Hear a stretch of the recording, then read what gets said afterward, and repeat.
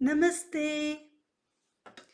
Welcome to this fourth day of storytelling on the occasion of Navratri. Today I'm going to tell you the story of Kushmanda Devi. Ya Devi Sarvabhuteshu Ma Kushmanda Rupena Samstitha Namastasyai Namastasyai Namastasyai Namo Namaha. Om. So, a long time ago, there was nothing called the universe. It was just space, just darkness, a void, emptiness, dark, and that's it. Suddenly, there was this small flicker of light. A small flicker of light. You've seen what happens when it's really, really dark and you just put a small diya? What happens? The entire darkness starts getting bright. You can actually see with a tiny little light. When it's really dark, it just starts, that light starts multiplying. The same way, with this flicker of light, in this whole dark void, it starts lighting up the darkness. It was a slight flicker, and then that flicker grew. It grew with brightness. It looked like a smile. And it smiled, that light just started growing, and the entire darkness around was gone. And then as that brightness grew, there became formations. You could see formations, things forming. A planet here, a planet there, a moon here, a moon there, stars everywhere, and these planets just going around, mountains.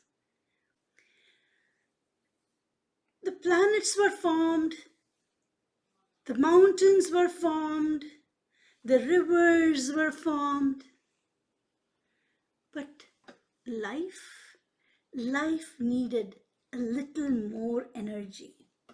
And so this light, it was just moving around and it goes and sits in the sun.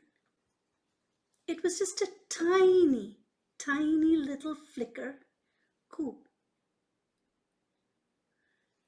flicker of warmth, which became heat, Ushma.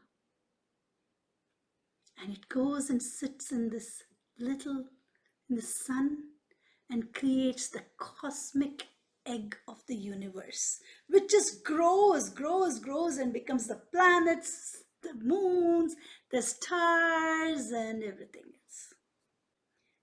Kushmanda, little, Ushma, heat, Anda, egg, the cosmic egg. Kushmanda Devi. Shakti. It was that energy, Shakti, that has formed all this with that light in the sun. Okay, so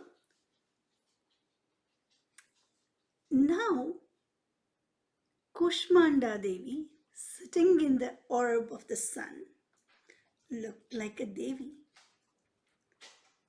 And she looks around, and from her left eye comes forth a huge feminine being called Mahakali.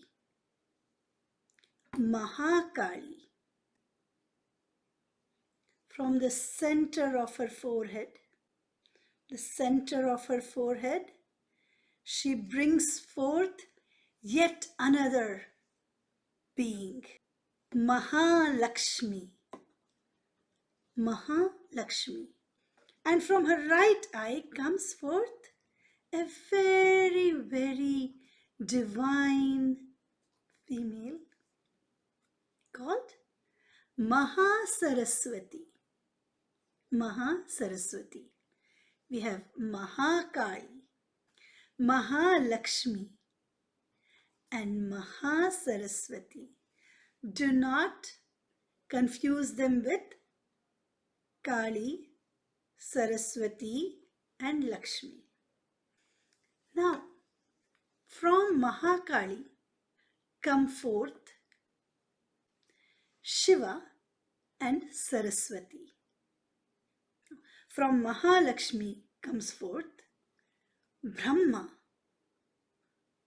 and Lakshmi.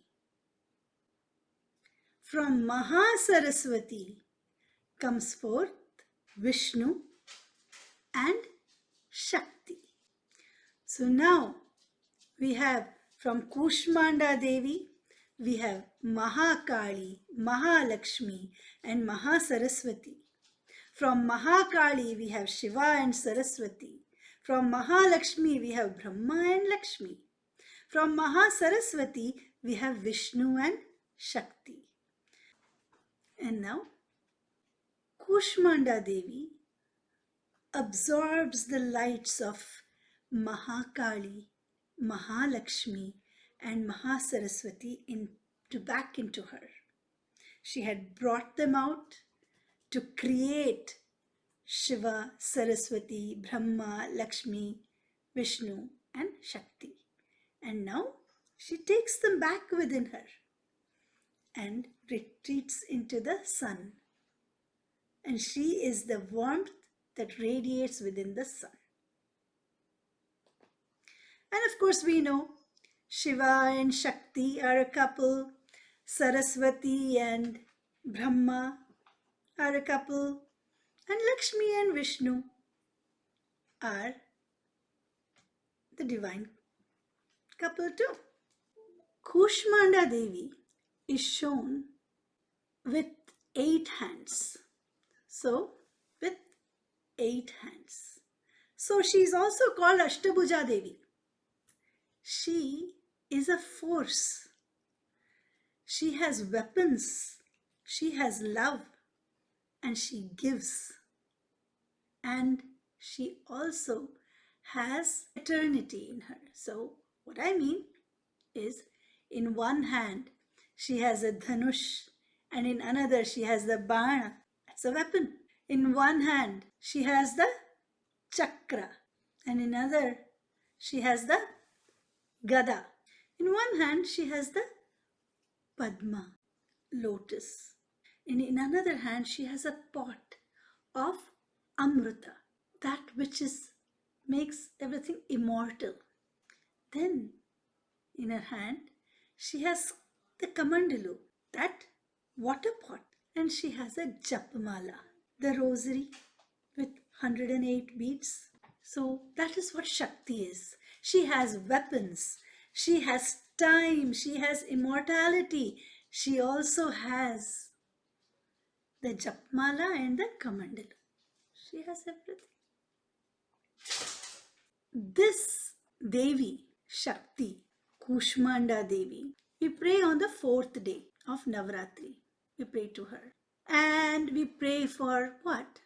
For prosperity, for power, happiness. Because she is that radiating smile. She is the energy which has created this entire universe. So we pray to her to have that energy so that we can also do what we need to do. She has created all these beautiful mountains, the rivers, and all that is there. And it is from her that the devas that we pray to, that we know, have come. who have then created all the other things that we see around, the life that we have. She is the radiance within the sun, which gives energy to the sun to keep life sustaining.